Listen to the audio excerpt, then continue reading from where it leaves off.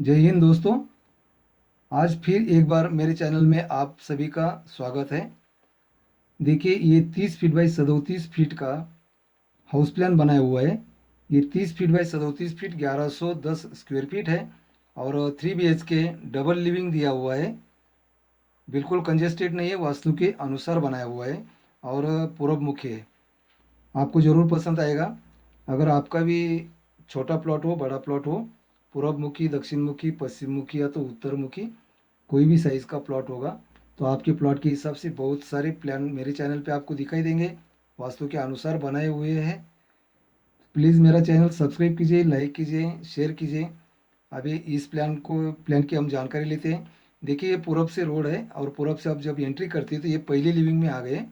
तो ये लिविंग दिया हुआ है 17.5 फीट बाय 11 फीट का है और यही लिविंग में ये ईशान्य कॉर्नर आता है। तो ईशान्य कॉर्नर में ये 4 फीट बाई 4 फीट का एक पूजा घर दिखाया हुआ है। आपकी फैमिली के हिसाब से आप ये पूजा घर 5 फीट बाई 5 फीट का बना सकते हैं, 6 फीट बाई 6 फीट का भी बना सकते हैं, क्योंकि लिविंग बिल्कुल कंजेस्टेड नहीं है। अभी यहाँ से हम दूसरी लिविंग में जब एंट्री करते हैं तो ये दूसरा लिविंग भी 15 फीट बाई 14.5 फीट का बहुत बढ़िया दिया हुआ है। और यही दूसरी लिविंग के अंदर हमें ये आए स्टेयर केस के पास में एक डाइनिंग हॉल दिखाई देता है। तो ये डाइनिंग भी हमारा बिल्कुल एक किचन के सामने आ जाता है और ये लिविंग का हम सिटिंग के लिए भी यूज़ कर सकते हैं, मीटिंग हॉल भी बना सकते हैं। और यही मीटिंग हॉल में हमें एक स्टेयरकेस दिखाई देता है। तो ये स्टेयरकेस यहाँ से अप होता है। तो यहाँ से हम स्लैब के ऊपर क्लॉकवाइज चले जाएंगे और ये स्टेयर भी देखिए कितना स्टेबल बनाया हुआ है। इसका ट्रेड दिया हुआ है 10 इंच का और राइजर दिया हुआ है 6 इंच का। इसलिए ये स्टेयरकेस से हमारे बच्चे लोग, लेडीज़ या तो बूढ़े लोग आराम से ऊपर आसानी से स्लैब के ऊपर जा सकते हैं। और देखिए, ये डाइनिंग हॉल के सामने ही बिल्कुल ये बाथरूम के पास में ये वॉश बेसिन की जगह दिया हुआ है। ये 4 फीट बाई 2 फीट के वॉश बेसिन की जगह है और हमारे सभी पूरे फैमिली के लिए ये कॉमन टॉयलेट दिया हुआ है। ये दोनों बेड के बीच में ये कॉमन टॉयलेट दिया हुआ है। ये 4 फीट बाई 7 फीट का कॉमन टॉयलेट भी सभी के लिए दिया हुआ है। उसके बाद में देखिए, ये आग्नेय कॉर्नर है। आग्नेय कॉर्नर में किचन दिया हुआ है, वास्तु के अनुसार है। ये भी 11 फीट बाई 10.5 फीट का है और बिल्कुल उसके सामने ही हमारा डाइनिंग भी मिलता है, लिविंग भी मिलता है और सभी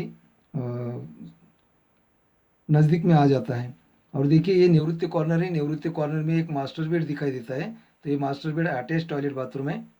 उसके लिए 4 फीट बाई 7 फीट का एक टॉयलेट दिया हुआ है और ये master bed 10.5 feet by 11.5 feet का है। बिल्कुल कंजेस्टेड नहीं है। दूसरा जो बेड दिया हुआ है वो वायव्य कॉर्नर में 10 फीट बाई 12 फीट का है। ये भी बिल्कुल कंजेस्टेड नहीं है। और तीसरा जो बेड दिया हुआ है ये उत्तर के मध्य में दिया हुआ है। तो ये 11.5 फीट बाई 10 फीट का है। ये स्टडी रूम के लिए भी यूज़ कर सकते हैं, गेस्ट के लिए भी यूज़ कर सकते हैं और हमारे फैमिली के अदर मेंबर भी यहाँ सो सकते हैं। और देखिए, ये तीन बेड तीन बेड में एक तो मास्टर बेड दिया हुआ है और बाकी बेड के लिए एक ये कॉमन टॉयलेट बाथरूम दिया हुआ है। देखिए, इसका जो बांधकाम निर्माण किया हुआ है, आउटर का बांधकाम जो है 9 इंच का दिया हुआ है और बीच वाला जो पूरा बांधकाम दिया हुआ है ये 6 इंच का दिया हुआ है। उसके बाद में देखिए, 1 2 3 4 5 6 7 8 9 10 11 12 13 14 15 और 16 कॉलम दिया हुआ है।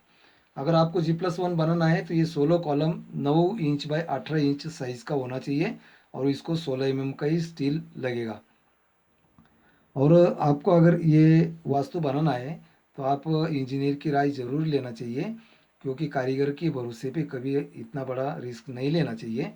अगर इंजीनियर का हम मदद लेते हैं तो इंजीनियर से हमें फुटिंग का साइज़ मिलेगा, कॉलम का साइज़ मिलेगा, स्टील स्ट्रक्चर मिलेगा, स्लैब का डिज़ाइन मिलेगा, स्टेयरकेस का डिज़ाइन मिलेगा। इंजीनियर से हमें बहुत सारी मदद मिलती रहती है। अगर इंजीनियर को हम 10 15 20 हज़ार रुपये अगर देते हैं तो इंजीनियर से हमारी कम से कम 50 हज़ार और 1 लाख तक की फ़ायदा भी हो सकता है। इसीलिए इंजीनियर से जानकारी लेनी चाहिए और आपका वास्तु बनानी चाहिए। आज के लिए इतना ही। धन्यवाद, फिर मिलेंगे।